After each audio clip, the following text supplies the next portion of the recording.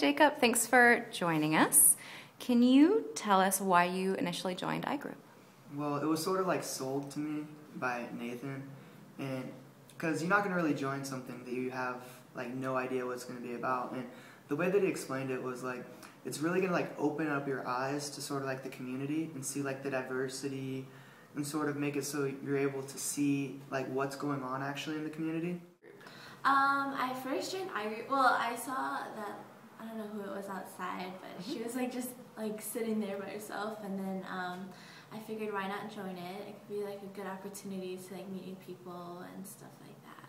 So yeah, I didn't really know much about it though, but I just joined.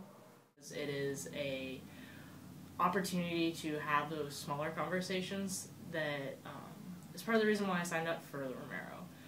Around diversity and around identity and like talking about our stories, which I think iGroup does a great job of fulfilling, and it was an opportunity to get involved in something at the beginning and really try and get it off the ground, and it's something that I'm passionate about, and those smaller conversations are the best way to have it.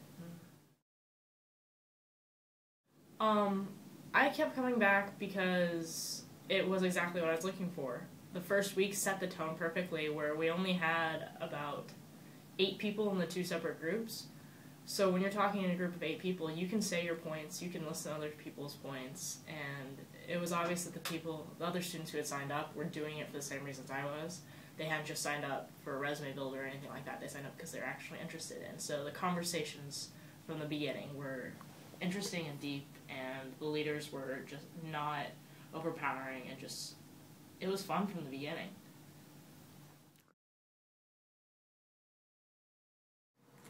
I think just like thinking more critically, I guess, about things, and like going outside of my box more. And at first, like, I was really like ashamed to like say stuff to people, or like I wasn't confident in what I used to say. But like now I gained that confidence, and yeah, that's about it. Can you think of any particular experiences that were more challenging? Well, like, I remember, like, you know how I was talking about, like, I didn't really know what I was going to say. Like, I didn't think I was good enough, I guess. So I used to say, like, I don't know a lot. Like, I used to say my opinion, and I don't know. And then I kind of grew out of that because of this experience. And, like, being in the group just helped me, like, know that, like, my opinion is heard, and, yeah. You have to open up, and you have to be able to discuss things that would actually sort of, it seems, it's not everyday conversation, and you have to kind of stray away from the stereotypes, the judgments, and actually like really think about like scenarios, and sort of not use what your instinct sort of tells you to do. Yes. Especially that last exercise with the exploration of all your multiple identities. I've done it once before, and each time there's something that you think about differently. It's impossible to be aware of every aspect of yourself at all times, but by thinking about it that way, thinking that you're not just whatever your most salient or dominant identity is, it forces you to realize that other people have identities too that you don't think about.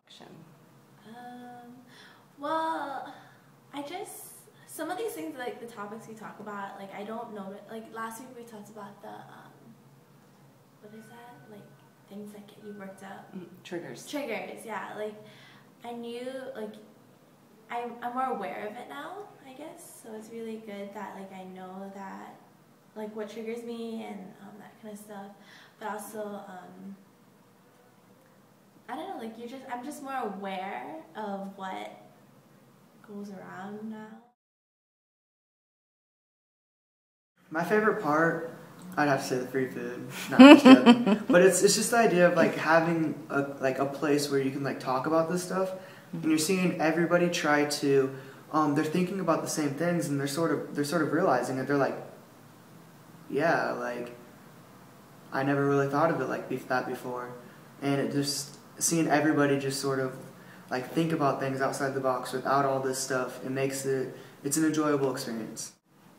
I just like being able to like talk to people about things, and like things that I didn't realize about myself and about other people. I really like how it like brings it up. So I just like the overall experience. Yeah. My favorite experience is probably just the setup. The fact that it's 8 of us or so with 2 leaders who don't act like they're leaders, they act like they're just part of the conversation. And we can talk, and it's about talking. It's not about fulfilling whatever the exercise is for the week. If we don't get it done, we don't get it done. But we can explore everything we want to talk about. If we don't stay on topic, it's okay. It's our space to talk about what we want to talk about in terms of diversity, and it's fun and it's laid back, and everybody in there wants to be there.